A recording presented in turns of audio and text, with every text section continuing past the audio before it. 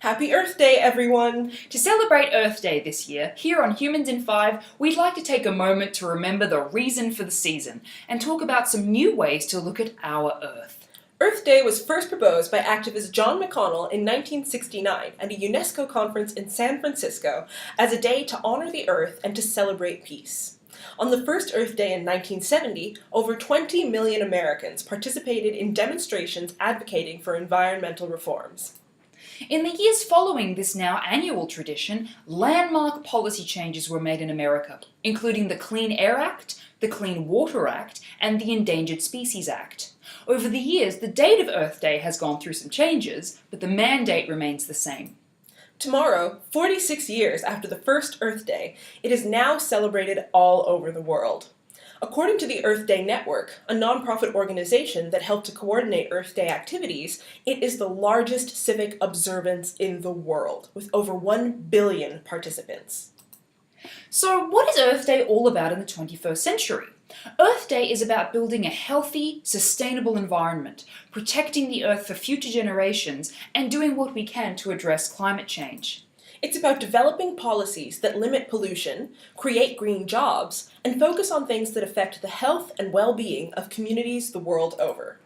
While changes continue to be made in terms of environmental policy, there are still some doubters who think no further changes are necessary. Specifically, there are still some people out there who doubt that climate change is happening in our world today. Climate scientists have confirmed that our global environment is changing, but sometimes in our day-to-day lives, those changes are hard to see. We might remember winters being colder or summers being warmer, but on a local scale, broader changes can be difficult to pinpoint. So today, we'd like to introduce you to some tools that can help us take a step back and look at how our environments are changing. When you hear a report on the news that some faraway country is experiencing climate extremes, that can be a bit hard to put in context of your day-to-day life. The website windyty.com is a great resource to help you see what weather and climate look like in different parts of the world.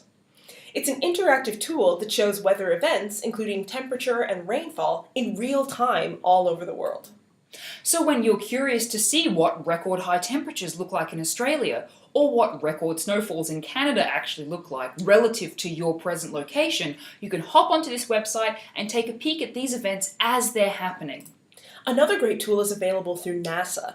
They've spent years circling the Earth and have gotten pretty good at both looking at our climate from afar, but also documenting changes as they occur across our history. NASA have developed a great tool called the Climate Change Time Machine.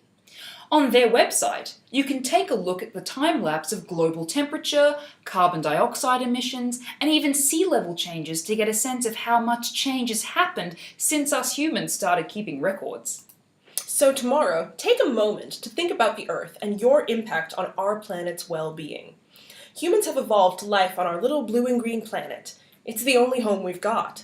So whether it's getting involved with local community groups or just turning off the lights as you exit the room, keep our dear planet in mind.